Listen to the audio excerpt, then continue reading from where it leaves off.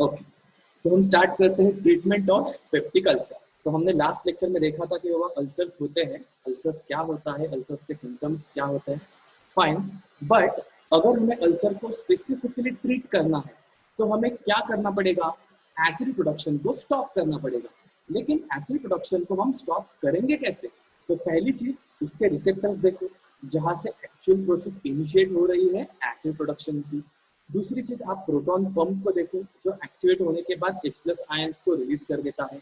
मतलब आपके पास दो साइट ऑफ एक्शन है, एक है आपका रिसेप्टर, दूसरा है आपका प्रोटॉन पंप, जिसके थ्रू आप क्या कर सकते हो, एसिड प्रोडक्शन की जो प्रोसेस हो रही है उसे स्टॉप कर सकते हो।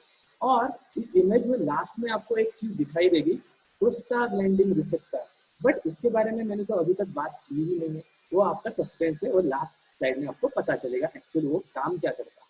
चलो, तो कौन कौन से ड्रग हम ट्रीटमेंट ऑफ पेप्टिक अल्सर में दे सकते हैं?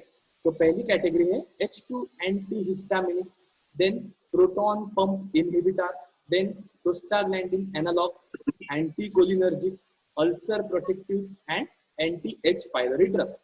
तो वन बाय वन हम इस कैटेगरी को डिटेल में देखेंगे। तो चलो पहली कैटेगरी देखते हैं, histamine receptor blockers, which are also called as H2 antagonist. There are two things, one is agonist, one is antagonist. Agonist मतलब जो पॉजिटिव इफेक्ट क्रिएट कर रहा है, एंटागोनिस्ट मतलब जो इफेक्ट ऑलरेडी क्रिएट हो रहा है उसको हम ब्लॉक कर देते हैं। That is the concept of agonist and antagonist. तो हिस्टामिन रिसेप्टर को ब्लॉक करने वाले ड्रग है कौन कौन से? तो उनका एग्जांपल है सिमिटिडिन, फैमोटिडिन, रॉक्साटिडिन एंड रेनिटिडिन। तो इंडिया में ये 4 ड्रग्स अवेलेबल है। और एक जीपैट के लिए पॉइंट भी देखो, एक सेंटर में आपको दिख रहा है, दैट इज टिडिन कैटेगरी। जिस ड्रग के पीछे टिडिन कैटेगरी का वर्ड, फॉर एग्जांपल आपको एग्जाम में आ गया कि identify which of the following is H2 antagonist which is used to treat your ulcers. तो आपको ध्यान में सिर्फ इतनी चीज रखनी है कि भले ही आपको सिमे, फैमो, रैनी, रोक्सा ये वर्ड याद ना रहे, तो टिडिन वर्ड आपका पासवर्ड है कि that category of drug particularly used in ulcer. So histamine receptor blocker, जैसे कि हमने पिछले वाले इमेज में क्या देखा है, when histamine binds to H2 receptor it activates your acid production process simply. तो हम अभी क्या करेंगे, जो हिस्टामिन रिसेप्टर जो एक्टिवेट हो रहा है उसको ही हम ब्लॉक कर देंगे। तो उसके लिए कौन कौन से ड्रग यूज कर सकते हैं, सिमेटिडिन, फैमोटिडिन, रॉक्साटिडिन, रेनिटिडिन। बट आप सेंटर में एक देखोगे चीज, it blocks the acid production at first step. जैसे कि हमने इमेज में देखा है, आपकी पहली स्टेप है receptor activation and final step है प्रोटॉन पंप एक्टिवेशन। तो अब हम यहाँ पे क्या कर रहे हैं, रिसेप्टर को ही ब्लॉक कर दे रहे हैं at first step. Okay, so that is the first principle of your H2 antagonist mechanism. चलो, तो पहला वाला हमारा ड्रग है सिमिटिडिन। जैसे कि मैंने कहा है, सिमिटिडिन क्या करेगा, हमारे H2 रिसेप्टर को बाइंड करेगा और उसकी एक्टिविटी बंद कर देगा। लेकिन जो मैं मार्किंग आपको दिखा रहा हूँ स्लाइड पे, जो X है actually indicates inhibition. Okay, then cimetidine first bind to H2 receptor and inhibit H2 receptor. अभी आपको याद होगा H2 receptor belongs to GS kind of receptor and GS kind of receptor में क्या होता है, कैल्शियम आयंस का influx along with phosphorylation. But अगर हम इस रिसेप्टर को ब्लॉक कर दे तो क्या होगा, कैल्शियम आयंस एंड फॉस्फोरिलेशन की जो भी प्रोसेस थी वो कम हो जाएगी। दैट्स व्हाई वो जो प्रोसेस हो मैंने डाउन एरो से इंडिकेट की है और उससे आपको इफेक्ट मिलेगा, that is blocking of your proton pump. Just a minute.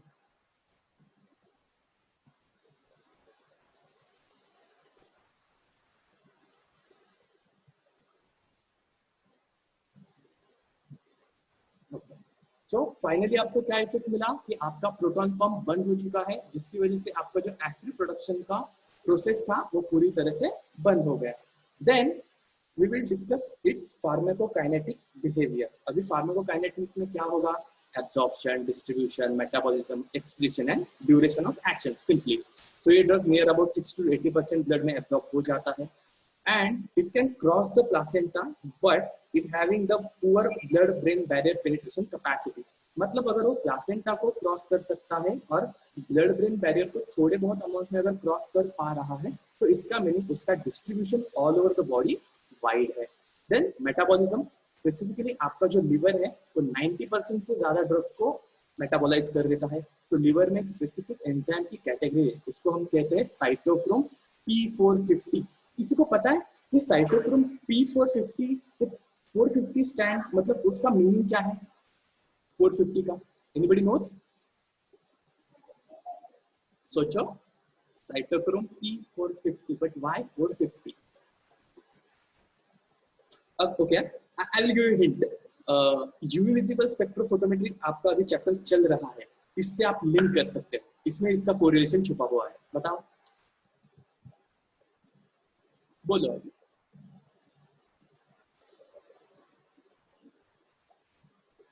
Sir wavelength हो सकता है। आपकी आवाज नहीं आई, फिर से बोलना। So it is related to wavelength, nanometer. Correct.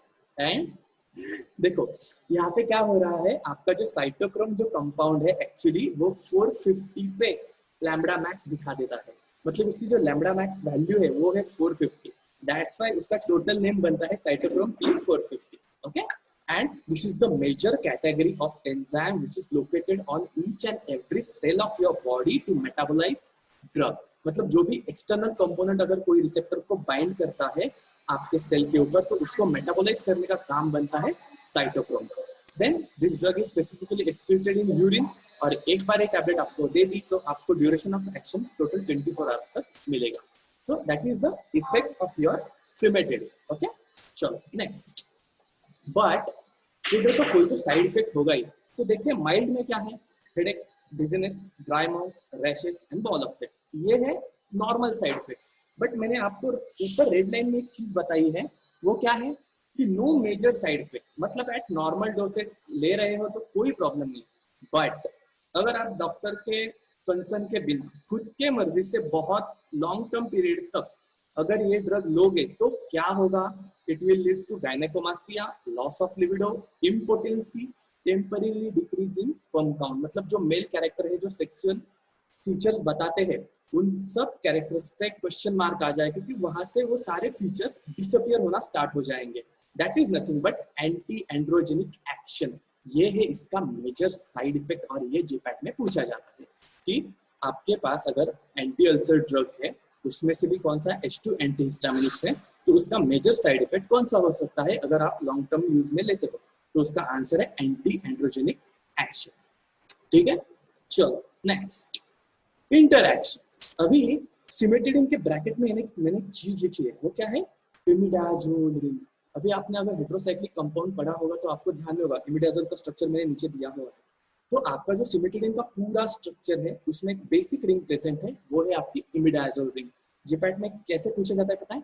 आपके 4 एंटासिड्स ड्रग है, वो एंटीहिस्टामिनिक कैटेगरी के हैं, उसमें से कौन से ड्रग में कौन सी रिंग प्रेजेंट है आपको अगले साइड में अभी पता चलेगा कौन से कंपाउंड में कौन सी रिंग आती है। तो ध्यान में रखना है, सिमेटिडिन में कौन सी रिंग है? Imidazole ring. अभी हम इंटरैक्शन देखते हैं।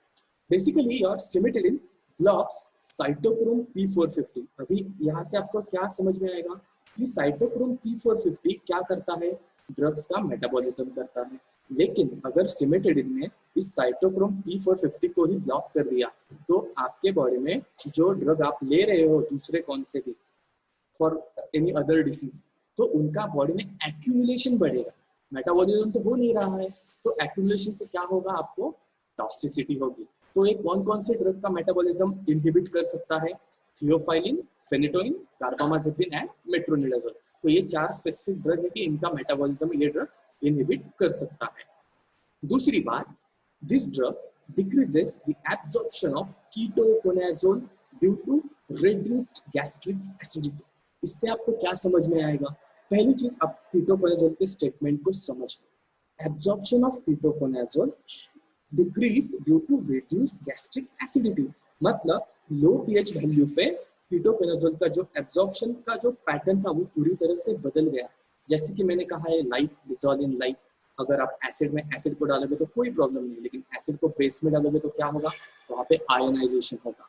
सो अल्टीमेटली आप क्या कह सकते हो कि सिमेटिडिन क्या कर रहा है? पीएच जो आपकी एसिडिटी जो बढ़ रही थी, एसिडिटी कम कर रहा है, लेकिन वो कीटोकोनाजोल को ससेप्टिबल नहीं है। मतलब आप सिमेटिडिन को कीटोकोनाजोल के साथ दोगे तो कीटोकोनाजोल आयोनाइज हो जाएगा, जिसकी वजह से उसका एब्जॉर्प्शन कम होगा.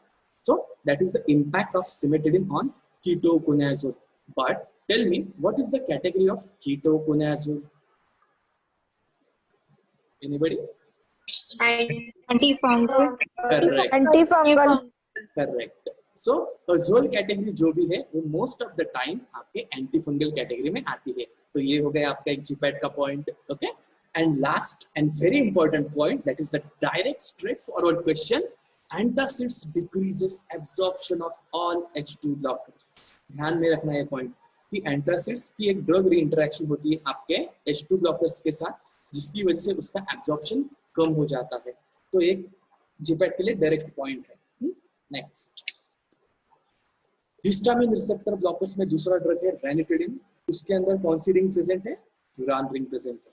अभी हम सिर्फ इसका एडवांटेजेस देखेंगे ओवर द सिमेटिडिन.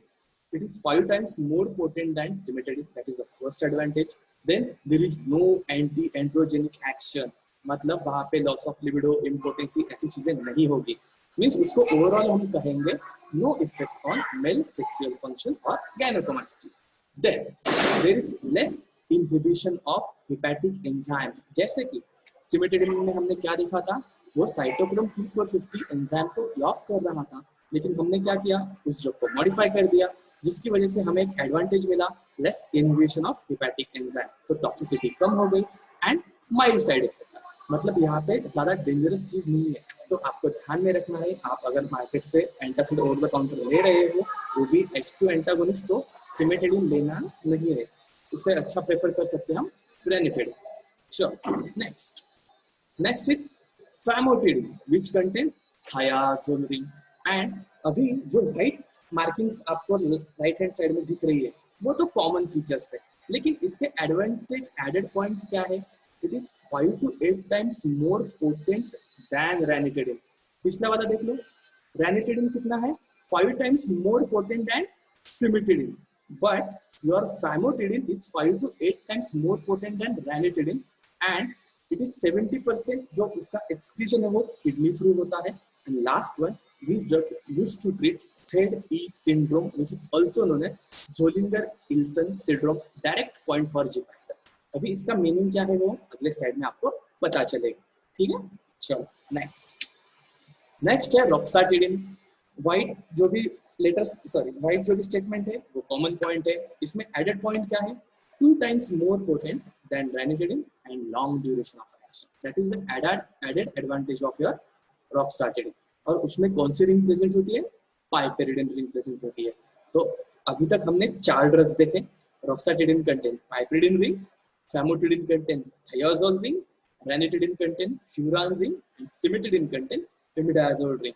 तो ये 4 आपके जीपैट के पॉइंट्स डायरेक्ट हो गए. Okay, then uses. अभी जो हम H2 एंटागोनिस्ट यूज कर रहे हैं तो कहाँ यूज कर सकते हैं? एक है आपके ड्यूडेनल अल्सर, दूसरा है gastric ulcer, then stress ulcer, gastritis, Zollinger-Ellison syndrome, अभी मैं यहाँ पे वो एक्सप्लेन करूंगा.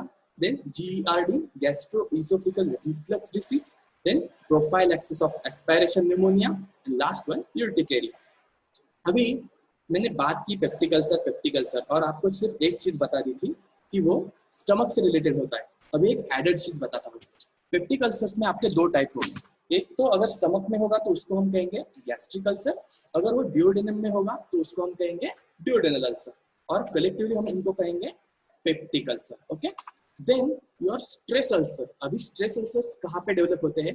अगर आपको पहली चीज कोई फिजियोलॉजिकल स्ट्रेस है. फिजियोलॉजिकल स्ट्रेस मतलब कोई डिसीज कंडीशन है जिसकी वजह से आपका जो एसिड बैलेंस है गैस्ट्रो इंटेस्टाइनल ट्रैक्ट का वो बिगड़ सकता है. तो उसमें आपका ट्रॉमा हो सकता है, बर्न्स हो सकते हैं. Okay, that is nothing but stress ulcers. Then second is the gastritis, that is inflammation of the gastric tract due to some. हाँ, hello. Sir, repeat gastric ulcer and stress ulcer. Okay, fine. थोड़ा सा slow sir, थोड़ा fast हो रहा है. Okay, ठीक. So हम peptic ulcers की बात कर रहे हैं कि पेप्टिक अल्सर्स में 2 टाइप है आपके. एक है आपका ड्यूडेनल अल्सर, दूसरा है आपका गैस्ट्रिक अल्सर. तो इससे पहले मैंने आपको पेप्टिक अल्सर में सिर्फ स्टमक के बारे में एक्सप्लेन किया था. अभी मैं किस बारे में एक्सप्लेन कर रहा हूँ, ड्यूडेनल अल्सर्स के बारे में। तो ध्यान में रखना है पेप्टिक अल्सर को हम दो कैटेगरी में डिवाइड कर सकते हैं, एक आपका ड्यूडेनल, दूसरा गैस्ट्रिक। अगर वो ड्यूडेनल है तो स्पेसिफिकली वो स्मॉल इंटेस्टाइन के पार्ट की तरफ इंडिकेट कर रहा है, वहां पे आपका एसिड रिफ्लक्स हो रहा है। और दूसरा है आपका गैस्ट्रिक अल्सर जो स्पेसिफिकली एसोसिएटेड है आपके स्टमक के साथ, ठीक है। So that is nothing but part of your peptic ulcers. Then stress ulcer. तो स्ट्रेस अल्सर्स क्या होता है कि आपके बॉडी में कोई तो फिजियोलॉजिकल कंडीशन, डिसीज कंडीशन है जिसकी वजह से आपके बॉडी की जो एसिड फिजियोलॉजी है गैस्ट्रोइंटेस्टाइनल ट्रैक्ट की, वो थोड़ी बहुत इम्बैलेंस हो चुकी है, जिसकी वजह से एक्सेस अमाउंट में एसिड प्रोड्यूस हो रहा है, वहां से आपको अल्सर्स क्रिएट हो रहे हैं। That is nothing but stress ulcers. For example trauma हो सकता है, बर्न्स हो सकते हैं। सो that is the concept of stress ulcer. Is that okay? Clear? जिसका भी क्वेश्चन था, हेलो, ये क्वेश्चन किसने पूछा था, उसका कोई डाउट क्लियर हो चुका है? Yes, sir. Clear. Mic mute कर दो जिसका भी माइक ऑन है, check your mics. And gastritis is nothing but inflammation of your gastric tract, कि वहां पे कोई तो एसिड का ज्यादा सिक्रेशन हो रहा है और कोई इन्फेक्शन हो सकता है, जैसे कि एंटी एच पाइलोरी ड्रग में हम वो एक्सप्लेन करने वाले हैं। So gastritis means inflammation of your gastric tract. And fifth one, Zollinger Ellison syndrome. अभी इसमें क्या होता है, आपकी जो पैंक्रियाज है और आपका जो स्मॉल इंटेस्टाइन, वहां पे छोटे छोटे ट्यूमर क्रिएट हो जाते हैं, जिसमें से आपका गैस्ट्रीन रिलीज होता है। मतलब वो स्पेसिफिक ट्यूमर होता है जो गैस्ट्रीन रिलीज करेगा। और गैस्ट्रीन का काम क्या है? To stimulate your acid production through gastrin receptor, that is CCK, cholecystokinin receptor. तो ये है ज़ोलिंगर-एलिसन सिंड्रोम। तो इसको ट्रीट करने के लिए भी हम H2 एंटागोनिस्ट यूज कर सकते हैं। Then GERD, that is nothing but gastroesophageal reflux disease. इसका कॉन्सेप्ट सिंपल है, आपका जो इसोफेगस है वो आपके स्टमक को अटैच्ड है via your oesophageal sphincter, that is lower oesophageal sphincter, LES। But अभी क्या होता है, कभी कभी ये स्फिंक्टर इम्प्रॉपरली कॉन्ट्रैक्ट रिलैक्स होते हैं, जिसकी वजह से एसिड जो स्टमक में प्रेजेंट होता है वो इसोफेगस में आ जाता है। बट आपको पता है इसोफेगस का जो पीएच है वो तो न्यूट्रल है, और अगर उसमें एसिडिक कंटेंट आ गया तो आपको वहां पे जलन होगी बहुत सारी। That is nothing but your gastro-oesophageal reflux disease. वहां पे पूरी तरह से बर्निंग सेंसेशन होगी और बहुत सारा एब्डोमिनल पेन होगा। Then prophylaxis of aspiration pneumonia. इसका कॉन्सेप्ट क्या है कि कोई पर्सन है, उसका ऑपरेशन होने वाला है और उसको हम मसल रिलैक्सेंट दे रहे हैं, बट ऑपरेशन से पहले उसने कुछ तो खाया है। तो क्या होगा, जैसे ही एनेस्थेशिया हम देंगे उसके सारे मसल्स रिलैक्स हो जाएंगे। जैसे कि मैंने कहा इसोफेगस एंड स्टमक, इनके बीच में कनेक्शन किसका है, आपके लोअर इसोफेगस स्फिंक्टर का है। अगर वो रिलैक्स हो गया तो पॉसिबिलिटी है जो भी स्टमक फूड में है, जैसे ही पर्सन बेड पे लाई डाउन हो जाएगा तो जो भी फूड स्टमक में प्रेजेंट है वो पॉसिबिलिटी है कि इसोफेगस में आ सकता है, क्योंकि स्फिंक्टर तो काम नहीं कर रहा है, वो पूरी तरह से स्लो हो चुका है। तो वहां से वो फूड मूव होते होते हुए बाय मिस्टेकली आपका जो रेस्पिरेटरी ट्रैक्ट है वहां पे भी जा सकता है। अगर कोई फूड मटेरियल आपके रेस्पिरेटरी ट्रैक्ट में एक बार गया तो उसको निकालना उतना ही मुश्किल काम है, क्योंकि वो पर्सन को हम एनेस्थीसिया दे रहे हैं और वहां पे क्रिएट हो जाएगा उसको निमोनिया, मतलब लंग्स में उसके इन्फेक्शन क्रिएट हो जाएगा। और to avoid that infection generally we provide H2 antihistaminics, ठीक है, for prophylaxis of aspiration pneumonia, कि वो इसे ना हो, ठीक है। So that is the complex concept of your prophylaxis of aspiration pneumonia. Then urticaria, this is exceptional point जहाँ पे स्किन रिएक्शन होती है। देखो हिस्टामिन का रोल क्या है, हिस्टामिन इट इज अ इकोसिनॉइड्स, आपको अगर एक कॉन्सेप्ट होगा तो it is a inflammatory mediator, जिसकी वजह से इन्फ्लेमेशन की सारी रिएक्शंस होती है बॉडी में। बट अगर आप उस रिसेप्टर को ब्लॉक कर दोगे तो हिस्टामिन रिलीज नहीं होगा, हिस्टामिन रिलीज नहीं होगा तो अल्टीमेटली आपकी जो स्किन की जो रिएक्शन है वहां पे स्टॉप हो जाएगी। So that is the concept of your urticaria. अभी तक इस स्लाइड तक किसको कुछ डाउट है? Anybody having any doubt? और कोई कॉन्सेप्ट रिपीट लेना है?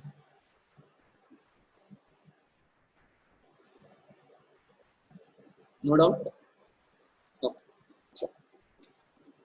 So these are the some marketed products of your H2 antihistaminics, cimetidine tablet, famotidine tablet, and ranitidine tablet. Next one is your proton pump inhibitors, which are prodrugs. Prodrugs मतलब क्या? बोलो, what are prodrugs? So which are inactive in form, which gets converted into active form. Correct.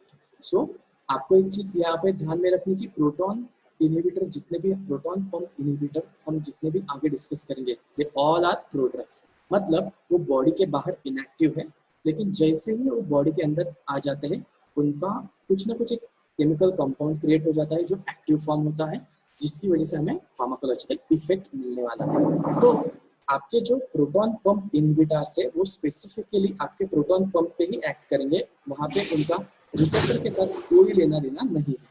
और जैसे ही आपका receptor block हो जाए, sorry आपका proton pump वहां पे ब्लॉक हो जाएगा, H+ आयंस का इन्फ्लक्स नहीं होगा, HCl प्रोड्यूस नहीं होगा.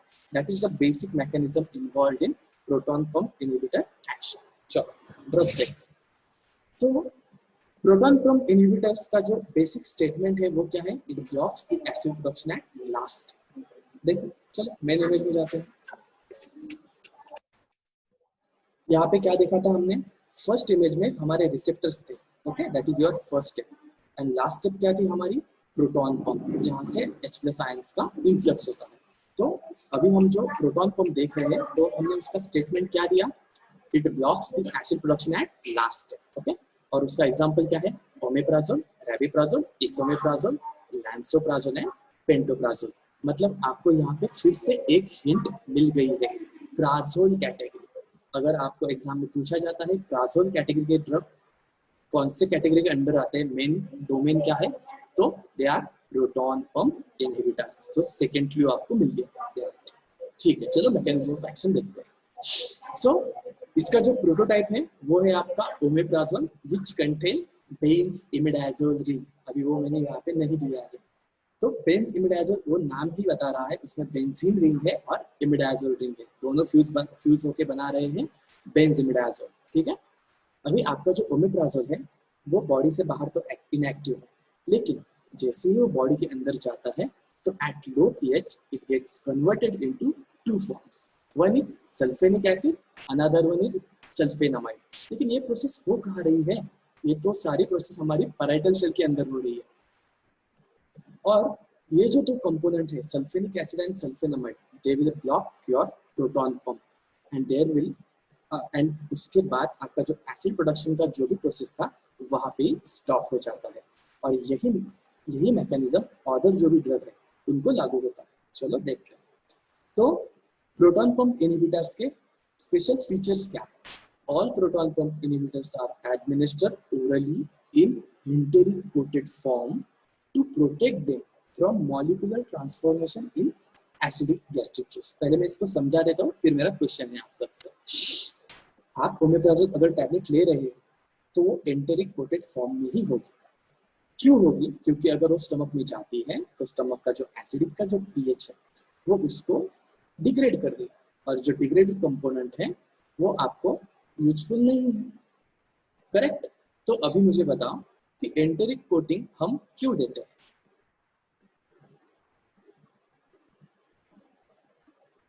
सोचो. why we provide enteric coating? ऐसे क्यों कहा मैंने?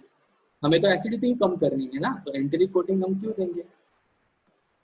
सर क्योंकि उसका डिसोल्यूशन और कि गैस्ट्रिक फॉर्म में नहीं होना चाहिए. ओके, लेकिन आपको एसिडिटी कम करनी है ना, तो स्टमक में भी डिसॉल्व हो गया वो ड्रग, वहां से रिलीज हो गया तो क्या होगा? कोई फर्क पड़ेगा? सर एसिड की वजह से वो डिस्ट्रॉय हो जाएगा. ओके, ये तो बात मैंने बता दी, लेकिन मुझे एक बात बताओ, आपके जो प्रोटॉन पंप है वो कहाँ पे है? पैराइटल सेल में प्रेजेंट है या आपके स्टमक में प्रेजेंट है? पैराइटल सेल्स में. पैराइटल सेल में प्रेजेंट है. तो उसे पैराइटल सेल में जाने के लिए वो वाया स्टमक जाएगा या वाया सिस्टमिक सर्कुलेशन जाएगा? Via systemic circulation. करेक्ट. सो अगर वो स्टमक में ही डिग्रेड हो गया, मतलब डिग्रेड होना मतलब क्या? अगर उस एनवायरनमेंट में अगर वो एसिडिक कंडीशन में रिलीज हो गया ड्रग पूरी तरह से, वो आयोनाइज हो जाएगा। और आपको पता है आयोनाइज कंटेंट का जो आयोनाइज कंटेंट्स का जो एब्जॉर्प्शन होता है वो बहुत कम होता है। आपका न्यूट्रल अगर ड्रग का मॉलिक्यूल हो तो इजीली एब्जॉर्ब हो सकता है बॉडी में। तो इसलिए हम एंटेरिक कोटेड क्यों प्रोवाइड कर रहे हैं, क्योंकि वो सिस्टमिक सर्कुलेशन तक जाए। लेकिन जो भी ड्रग सिस्टमिक सर्कुलेशन तक जाते हैं उनका मेन एब्जॉर्प्शन कहाँ से होता है, आपके इंटेस्टाइन से। तो प्रीति का ही प्रॉब्लम है। नाही सर चुकून झालं. सो जो भी आपका एंटेरिक कोटेड फॉर्म में जो आपका ड्रग है वो इंटेस्टाइन में जाके, आता जर कोणी हँड रेज केला ना, हे लेक्चर इथेच टर्मिनेट करेन मी. ओके, सो आपका जो एंटेरिक कोटेड फॉर्म में जो ड्रग है वो इंटेस्टाइन में जाके एब्जॉर्ब होगा और वहां से वो सिस्टमिक सर्कुलेशन में एंटर होता है और वहां से वो पैराइटल सेल तक जाएगा और आपको एक्शन मिलेगी। लेकिन अगर वो स्टमक में ही रिलीज हो जाता है तो उसका एब्जॉर्प्शन नहीं होगा, वो वहां ही पूरी तरह से डिस्ट्रॉय होके बॉडी से बाहर जाएगा, तो आपको एंटासिड फंक्शन नहीं मिलेगा। मतलब आप क्या कर रहे हो, acid production at its main level he stop कर रहे हो। उस ओमेप्राजोल का और स्टमक में जो एसिड प्रेजेंट है उसका कोई रिलेशनशिप नहीं है। वो रिलेशनशिप कहाँ पे था, आपके जो नॉन सिस्टमिक थे मैग्नीशियम कंपाउंड, एल्यूमिनियम कंपाउंड, वो एसिड बेस रिएक्शन क्रिएट कर रहे थे, उसके थ्रू एसिड न्यूट्रलाइज हो रहा था। लेकिन हमारे जो प्रोटॉन पंप इनहिबिटर है वो क्या कर रहे हैं, वो स्पेसिफिकली उस प्रोटॉन पंप को ही बंद कर रहे हैं, जिसकी वजह से एसिड प्रोड्यूस होगा ही नहीं। Okay, so that is the concept of your absorption distribution metabolism में absorption का जो main concept था तो ये था। Next, should be taken on empty stomach because its absorption affected by food। मतलब अगर फूड बॉडी में प्रेजेंट है तो उसका एब्जॉर्प्शन स्लो हो जाएगा, डिले हो जाएगा, और जब बॉडी में फूड आता है तो आपकी बॉडी और एसिड बना देती है। तो ड्रग के लिए मुश्किल हो जाएगी कि फूड के थ्रू क्रॉस होना है, इंटेस्टाइन तक पहुंचना है, बाद में प्रोटॉन पंप को ब्लॉक करना है, तो वहां पे इफेक्ट नहीं मिलेगा। तो आपको यहाँ से याद में रखना है कि प्रोटॉन पंप इनहिबिटर्स अगर आप एसिडिटी के लिए ले रहे हो तो खाने से पहले लेना है। Okay, so that is the fact about proton pump inhibitor. Then its metabolism takes place in liver and excreted through urine. और ये ड्रग लेने के बाद आपको जो इफेक्ट मिलेगा वो विद इन 1 आवर मिलेगा कि एसिडिटी कम हो जाएगी। So this is about your omeprazole. So uses common है जो हमने पिछली बार डिस्कस किए थे। ड्यूडेनल अल्सर्स को ट्रीट कर रहा है, गैस्ट्रिक अल्सर्स को ट्रीट करना है, bleeding peptic ulcer, that is an additional point कि यहाँ पे क्या हो रहा है, ड्यूडेनल अल्सर गैस्ट्रिक अल्सर की जो नॉर्मल फेस थी उससे भी एक लेवल आगे जहाँ से खून निकलना एक्चुअली स्टार्ट होता है, that is nothing but bleeding peptic ulcers, वहाँ पे हम यूज कर सकते हैं। देन स्ट्रेस अल्सर्स, उसका मैंने एग्जांपल बता दिया था, burns and severe trauma. Then gastritis, Zollinger Ellison syndrome याद रखना है, जीपैट के लिए पूछा जाता है। GERD and prophylaxis of aspiration pneumonia, मतलब somewhat uses are same, but यहाँ पे सिर्फ एक एडिशनल पॉइंट ऐड हुआ है, वो है ब्लीडिंग पेप्टिक अल्सर्स। यहाँ तक किसी को कुछ डाउट है और कुछ फास्ट हुआ है समथिंग?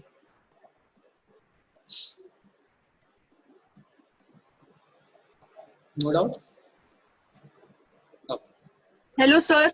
हाँ हाँ बोला। सर प्लीज आप प्रोफाइलेक्सिस ऑफ एस्पिरेशन निमोनिया एक बार समझाओगे? Yes yes sure, why not. अभी हम क्या कर रहे हैं कि एसिड प्रोडक्शन ब्लॉक करना चाहते हैं।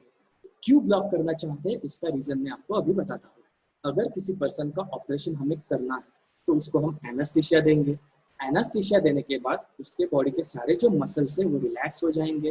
रिलैक्स हो जाएंगे मतलब ईसोफेगस और स्टमक के बीच का जो कांटेक्ट है वो कौन कर रहा है? आपका आवाज बंद हो गया था। सॉरी, अभी मेरा आवाज क्लियर है? हाँ सर अभी आ रहा है। ठीक है, लेकिन मैं फिर से प्रोसेस रिपीट कर देता हूँ। हम पढ़ रहे हैं प्रोफाइलेक्सिस ऑफ एस्पिरेशन न्यूमोनिया। हमें करना क्या है, एसिड प्रोडक्शन को स्टॉप करना है with the help of your H2 antagonist. लेकिन हम क्यों करेंगे? अगर वो जो पर्सन है उसकी हमें ऑपरेशन करना है, लेकिन एसिड क्यों ब्लॉक कर रहे हैं, उसके पीछे क्या रीजन है? ऐसा तो क्वेश्चन आएगा ही दिमाग में। तो उसका सिंपल आंसर ये है, जब हम उस पर्सन को एनेस्थीसिया देंगे तब उसकी बॉडी पूरी तरह से रिलैक्स हो जाएंगे। एनेस्थीसिया क्या करता है, आपके जो न्यूरोमस्कुलर जंक्शन है उनको ब्लॉक कर देता है, जिसकी वजह से मसल का कॉन्ट्रैक्शन पूरी तरह से बंद होता है। तो स्टमक और ईसोफेगस इसके बीच में जो जंक्शन है, लोअर ईसोफेगल स्फिंक्टर, वो रिलैक्स हो जाएगा। अगर उस पर्सन ने ऑपरेशन से पहले कुछ खाया है तो ऑब्वियसली वहां पे एसिड प्रोड्यूस हो चुका है। तो क्या होगा, जब वो पर्सन लेटेगा बेड पे तो पॉसिबिलिटी है स्टमक से वो सारा फूड मूव होते होते हुए वो जो लोअर इसोफेगस स्फिंक्टर है वो तो रिलैक्स है, वो तो ओपन है, वहां से इसोफेगस में आएगा, इसोफेगस को डैमेज कर देगा। इसोफेगस से होते हुए वो आपका जो रेस्पिरेटरी ट्रैक्ट है, क्योंकि रेस्पिरेटरी ट्रैक्ट और डाइजेस्टिव ट्रैक्ट में सिर्फ एक फ्लैप का फर्क है, दैट इज योर एपिग्लॉटिस। अगर लेकिन आपके सारे मसल तो रिलैक्स हो चुके हैं, तो फूड मूव होते होते हुए इसोफेगस से जाएगा आपके जो रेस्पिरेटरी ट्रैक्ट है, आपका ट्रेकिया, वहां से अंदर जाएगा आपके लंग्स में। तो जो एसिडिक फूड है वो आपके लंग्स में एक बार गया तो लंग्स का जो टिश्यू है पूरी तरह से डैमेज हो जाएगा, जिसकी वजह से आपको निमोनिया हो सकता है। So to avoid that aspiration pneumonia, we give H2 antagonist to suppress the acid production. Got it? Yes sir, thank you so much. Very good. Meeting I think end होने वाली है, just 1 minute.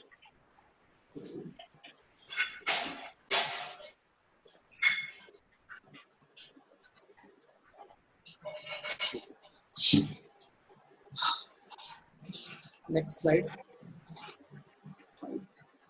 एडवर्स इफेक्ट, अभी यहाँ पे 2 adverse effect है इस category के। Mild में है nausea, headache, abdominal pain, muscle and joint pain and dizziness, मतलब ये कॉमन सब चीजों में होते हैं। प्लस एक एडिशनल इफेक्ट है no harmful effect in pregnancy, मतलब प्रोटॉन पंप इनहिबिटर्स हम बिंदास प्रेगनेंसी में दे सकते हैं, तो यहाँ पे कोई प्रॉब्लम नहीं है। But prolong use of omeprazole leads to gynaecomastia and erectile dysfunction, मतलब हम कहते हैं ना किसी चीज का अगर हम ओवर यूज करेंगे तो अल्टीमेटली उसका कुछ ना कुछ हमें हार्म होगा। तो यहाँ पे भी वही हो रहा है, अगर हम ओमेप्राजोल को प्रोलॉन्ग टाइम तक यूज करते हैं तो वो मेल के जो सेक्सुअल फंक्शंस है, फीचर्स है, उनको अफेक्ट करता है। So that is the one of the major disadvantage associated with proton pump inhibitors. तो ये भी एक आपके लिए जिपैट का पॉइंट है, ठीक है। चलो नेक्स्ट है interactions. Omeprazole specifically inhibit oxidation of, वहाँ पे स्पेलिंग मिस्टेक है, that is oxidation of phenytoin, warfarin and diazepam. तो ये 3 ड्रग की कैटेगरी क्या है? Phenytoin is your anticonvulsant drug, warfarin is your anticoagulant drug and diazepam is sedative hypnotic, जो हमने ऑलरेडी डिस्कस किया है। तो ये अगर ड्रग का ऑक्सीडेशन हमने बंद कर दिया तो क्या होगा, जैसे कि मैंने कहा है उसकी बॉडी में टॉक्सिसिटी बढ़ेगी।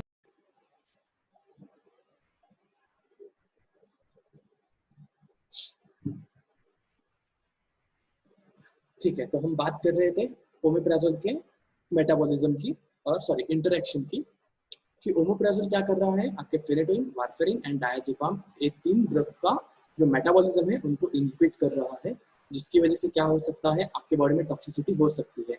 तो ये जो ड्रग इंटरेक्शन बता रहा हूँ, ये सारी चीजें आपको जिपैट में नहीं लगेगी, लेकिन थ्योरी में थोड़ी बहुत याद होना जरूरी है कि बाबा ओमेप्राजोल इन 3 ड्रग का करता है।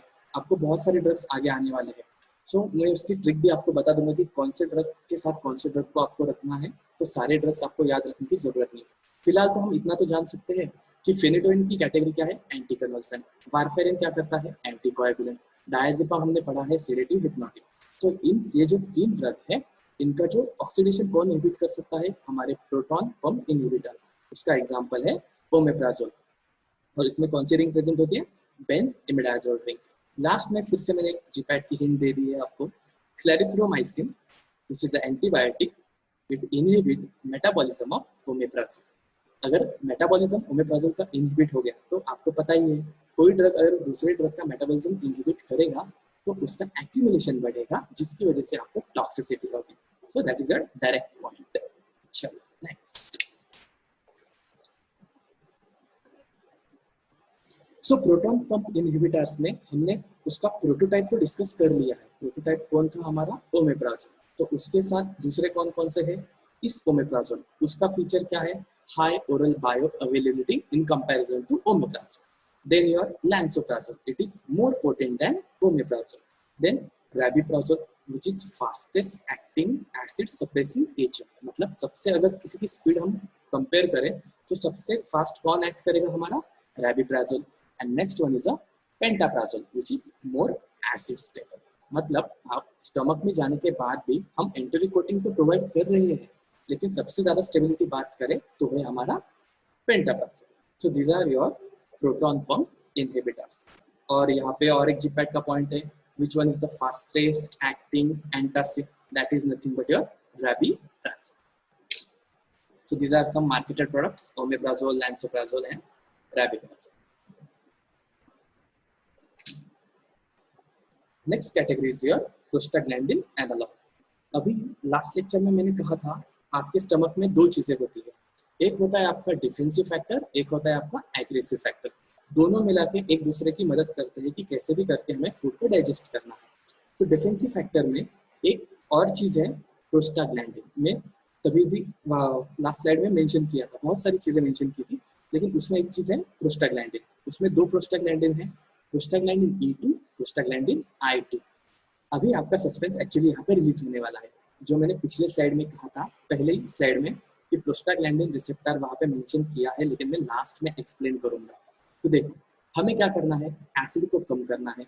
और मैं बात कर रहा हूँ डिफेंसिव फैक्टर की, जो डिफेंस करेगा फ्रॉम एसिड से. ठीक है, तो डिफेंसिव फैक्टर का एग्जांपल है हमारा प्रोस्टाग्लैंडिन. तो प्रोस्टाग्लैंडिन क्या करेगा, उसका जो रिसेप्टर है उसका नाम है EP3. ओके, और उसकी कैटेगरी है GI. याद करो, GS, GQ, GI. GS और GQ आपके स्टिमुलेटरी रिसेप्टर्स है और GI आपका इनहिबिटरी रिसेप्टर है. तो आपका प्रोस्टाग्लैंडिन जो उसके दो एग्जांपल्स, एक तो PGE2 एंड PGI2, ये म्यूकस लेयर में प्रोड्यूस हो जाएंगे और वो एक्ट करेंगे EP3 रिसेप्टर पे. और उस रिसेप्टर की जो एक्टिविटी वो क्या है, inhibition by decreasing level of your CAMP. वो देखो नेक्स्ट स्लाइड में आपको पता चलेगा यहाँ पे कि यहाँ पे क्या हो रहा है. सिर्फ मैकेनिज्म देखो, बाकी की चीजें मैं एक्सप्लेन कर दूंगा. आपका जो प्रोस्टाग्लैंडिन था वो आपके प्रोस्टाग्लैंडिन रिसेप्टर पे एक्ट कर रहा है, वहां से क्या होगा, CAMP का लेवल कम हो जाएगा. लेकिन CAMP का लेवल कम क्यों होगा, क्योंकि आपको पहली चीज तो पता है, M3H2CCK all are stimulatory receptor and they activated the actual cycle of your proton pump activation. But हमें क्या करना है, कैसे भी करके वो जो तीन रिसेप्टर है उनके सारे मैकेनिज्म को बंद करना है. तो कौन करेगा, हमारा EP3, that is your prostaglandin acting on your EP3 receptor. तो वहां से साइक्लिक AMP प्रोड्यूस होना बंद हो जाएगा, जहां से कैल्शियम का इन्फ्लक्स नहीं होगा और प्रोटॉन पंप एक्टिवेशन नहीं होगा. तो हम पिछले स्लाइड पे आते हैं. तो यहाँ पे हमने क्या समझा कि डिफेंसिव फैक्टर प्रोस्टाग्लैंडिन कैसे मदद करता है एसिड प्रोडक्शन कम करने में. तो जो प्रोस्टाग्लैंडिन है वो उसकी जो THAF है वो बहुत कम है, मतलब हम ज्यादा देर तक उसको यूज नहीं कर सकते क्योंकि वो एंडोजिनस मॉलिक्यूल है. ओके, तो हम उसका सिंथेटिक वर्जन लेंगे, that is your misoprostol. So what is misoprostol? It is a prostaglandin analogue. What is analogue? It is a compound having a structure similar to that of another compound but differing from it in respect to a certain component. अब आप slide पे दोनों structure को देखो, one is exogenous molecule, one is endogenous molecule. उनका structure exactly same है but position of OH and CH3 molecule थोड़ी सी change हो चुकी है. लेफ्ट हैंड को आपको दिखेगा 1 2 3 4 5th नंबर का जो कार्बन है वहां पे OH है, जो चेन है ना डाउन साइड वाली, में एरो मार्क करता हूँ, पॉइंटर देखो, यहाँ पे OH एंड CH3, लेकिन यहाँ पे कहाँ पे वो थर्ड पोजीशन पे. बाकी सारी चीजें सेम है लेकिन छोटा सा स्ट्रक्चरल डिफरेंस है. So that is nothing but your structural analogue. So आपका जो मिसोप्रोस्टोल है वो प्रोस्टाग्लैंडिन की तरह ही एक्ट करता है. लेकिन आपने एक चीज नोटिस की, जब भी मैं स्लाइड स्टार्ट करता हूँ, मेरी जो इनिशियल स्लाइड है वहां पे आपको एक की दिखती है और एक लॉक दिखता है. की and lock mechanism means what, कि एक पर्टिकुलर की लॉक के अंदर जाने के बाद उसको ओपन कर सकती है. मतलब इसका मीनिंग सेम है. मिसोप्रोस्टोल और प्रोस्टाग्लैंडिन उनके स्ट्रक्चरल फीचर 99% तो सेम है, जस्ट 1% का वो जो डिफरेंस है वो हम कह सकते हैं वो एनालॉग है, स्ट्रक्चरल इक्विवेलेंट है. तो इजीली इस रिसेप्टर पे एक्ट कर सकते हैं. नहीं तो आप कहेंगे प्रोस्टाग्लैंडिन अलग है, मिसोप्रोस्टोल अलग है, वो कैसे एक्ट करेंगे. So that is nothing but just analogue feature कि दोनों के स्ट्रक्चर में थोड़ा बहुत फर्क होगा, बाकी सारी चीजें सेम हो सकती है. सो यहाँ पे क्या होगा, आपका मिसोप्रोस्टोल, जैसे कि आपका प्रोस्टाग्लैंडिन बाइंड हो रहा था प्रोस्टाग्लैंडिन रिसेप्टर, आपका मिसोप्रोस्टोल भी बाइंड होगा और वो क्या करेगा, साइक्लिक AMP जो प्रोड्यूस हो रहा था प्लस आपका calcium ion plus IP3 plus डाई, जो भी चीजें प्रोड्यूस हो रही थी जो आपके प्रोटॉन पंप को एक्टिवेट कर रही थी, उनको डिक्रीज कर देगा, जिसकी वजह से आपका प्रोटॉन पंप बंद हो जाएगा और एसिड प्रोडक्शन नहीं होगा. So that is the concept of your prostaglandin analogues of that is misoprostaglandin. ठीक है, तो प्रोस्टाग्लैंडिन एनालॉग तक किसी को कुछ डाउट है? Anybody having any confusion? Clear? मतलब हमें किसी भी तरह से एसिडिटी को कम करना है, तो हम क्या कर रहे हैं, उसका जो इनिशियल स्टेप है, फाइनल स्टेप, इनको ही ब्लॉक कर रहे हैं, जिसकी वजह से हमें एसिड प्रोड्यूस नहीं होगा। बट ये सब कब हो रहा है, जब आपका ड्रग सिस्टमिक सर्कुलेशन में एंटर हो रहा है, वहां से वो पहुंच जाता है आपके पैराइटल सेल तक। तो ये चीजें ध्यान में रखनी है कि आप कौन से ड्रग कहाँ पे यूज कर रहे हो। एंटासिड्स में हमने डिस्कस किया था सिस्टमिक नॉन सिस्टमिक, उनका मैकेनिज्म ऑफ एक्शन पूरी तरह से अलग है। हम अब डिस्कस कर रहे हैं पेप्टिक अल्सर्स, उनका मैकेनिज्म ऑफ एक्शन पूरी तरह से अलग है। And your next categories anticholinergics, उसमें एग्जांपल है एक्रोपेनिक ड्रग्स, पायरेनजेपिन, ऑक्सीफिनोनियम एंड प्रोपेनथेलिन। तो ये ड्रग इंडिया में और यूएसए में बैन किए। पहली चीज तो हम इसको यूज ही नहीं करेंगे, लेकिन सिलेबस में है कि बाबा कौन कौन से ड्रग हम पेप्टिक अल्सर में यूज कर सकते हैं। तो क्यों नहीं यूज करेंगे, हम वही चीज पढ़ते हैं। तो क्यों नहीं यूज करेंगे, क्योंकि there is invariably produce intolerable side effects. ऐसे साइड इफेक्ट्स प्रोड्यूस हो रहे हैं बॉडी में जिनको हम मेजर भी नहीं कर पा रहे हैं और टॉलरेट भी नहीं कर पा रहे हैं। तो कौन कौन से हैं? Dry mouth, blurry vision, constipation, decrease sweating, decrease saliva, sedation. ये जो रेड मार्क है ना, इनके ऊपर डायरेक्ट क्वेश्चन पूछा जाता है जीपैट में कि what are the common side effect of anticholinergic drugs. तो ये 6 पॉइंट्स आपको याद रखनी है कि इसमें से कोई, हाँ, तो इसमें से आपको ऑप्शंस मिलेंगे। तो अगर कोई और ऑप्शंस आपको आते हैं तो ऑब्वियसली ये 6 ऑप्शन आपको ध्यान में है, तो बाकी ऑप्शन को एलिमिनेट करना आसान हो जाता है। Other options are confusion, hallucination, memory problem, drowsiness, trouble in urination and delirium. मतलब ये सारे इफेक्ट्स, साइड इफेक्ट्स होने की वजह से, मतलब आप एसिडिटी ट्रीट करना चाहते हो, उसके बाद इतनी सारी प्रॉब्लम हो रही है, तो वो ड्रग कौन क्यों यूज करेगा? That's why this drugs are banned in India and US. ठीक है, तो आज का प्रेजेंटेशन यहाँ तक ही था। किसी को कुछ डाउट है, कुछ पूछना है तो पूछो। और फर्स्ट इनिशियल स्टेप कुछ फास्ट हुए तो वो मैं रिपीट कर दूं, ऐसा कुछ है तो सर एकदा रिकॅप द्या ना सर, रिकॅप द्या ना। Okay fine. अच्छा, आज थोड़ा हेवी हो चुका होगा क्योंकि मैंने बहुत सारे ड्रग्स की कैटेगरी ले ली है, तो लेट्स टेक रिकैप।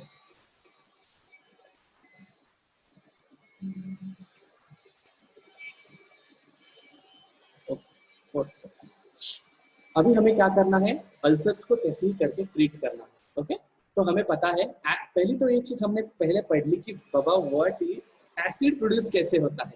और आपको याद होगा मैंने रिसेप्टर चैप्टर अभी पहले क्यों लिया, उसके पीछे भी यही रीजन था कि आपको जो भी ड्रग की जो भी एक्शन पढ़नी है वो वाया रिसेप्टर से ही हमें जाना है। तो इसलिए हमने रिसेप्टर चैप्टर पहले लिया।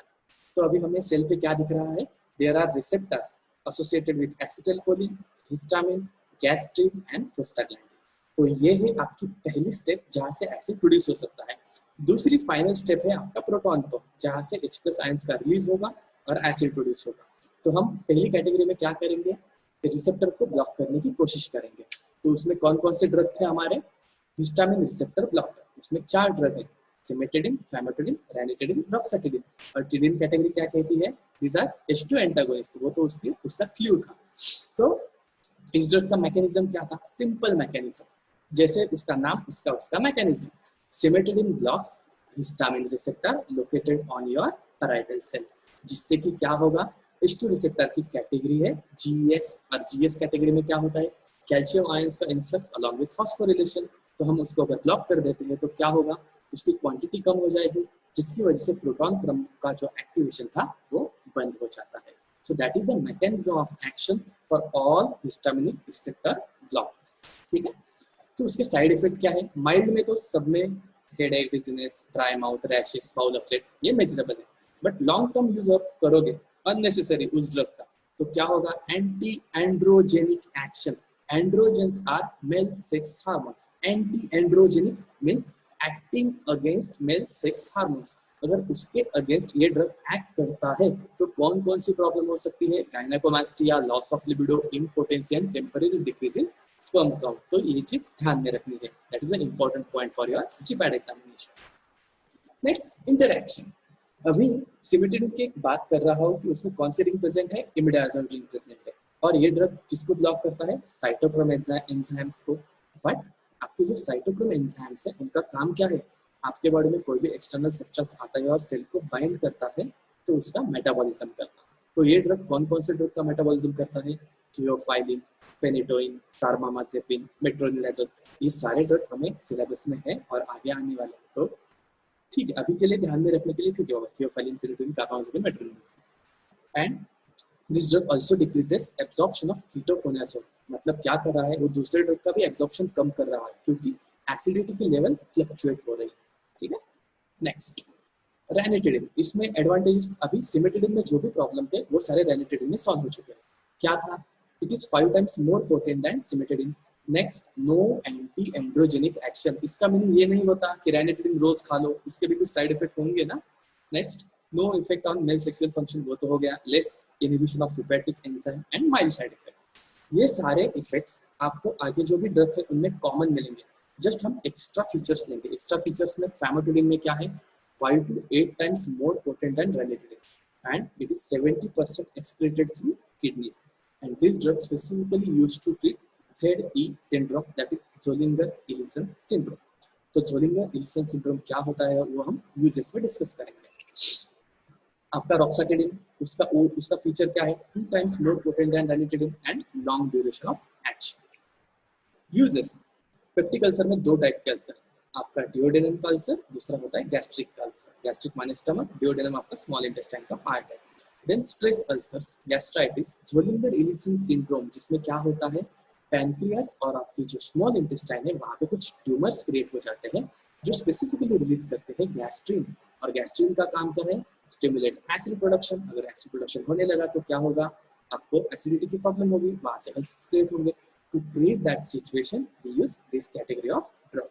Then है आपका gastroesophageal reflux disease and prophylaxis of aspiration pneumonia. And last one is to treat allergic reaction, that is urticaria. Next, marketed products. Then proton pump inhibitors का simple mechanism, हमें क्या करना है, directly pump को block करना है, वो receptor छोड़ो, उसका कास्केड छोड़ो, हमें सिर्फ फोकस करना है पंप पे।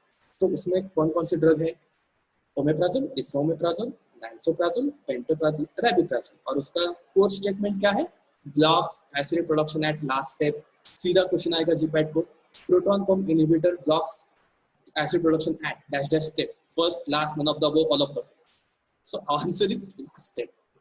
नेक्स्ट, सो ये जो ड्रग है वो प्रो ड्रग है जैसे कि मैंने कहा, और अगर ये प्रो ड्रग है तो जो एसिडिक एनवायरनमेंट है वहाँ पे आपको 2 एक्टिव कंपोनेंट मिलेंगे जो आपके प्रोटॉन पंप को इनहिबिट करेंगे, that is your sulfonic acid and sulfenol. Then omeprazole क्या है, एंटीरिक कोटेड फॉर्म में हम लेते हैं क्योंकि हमें वो सिस्टमिक सर्कुलेशन में पहुंचाना है। स्टमक में अगर वो डिसॉल्व हो गया तो वहां पे उसका आयोनाइजेशन होगा, वो ड्रग यूजलेस हो जाएगा। देन ट्रीटमेंट सेम है, सिर्फ एक कॉमन पॉइंट था, bleeding peptic ulcer.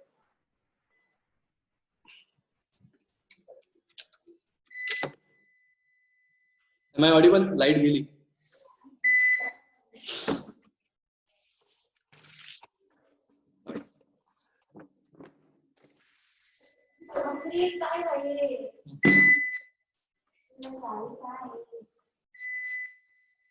Am I audible?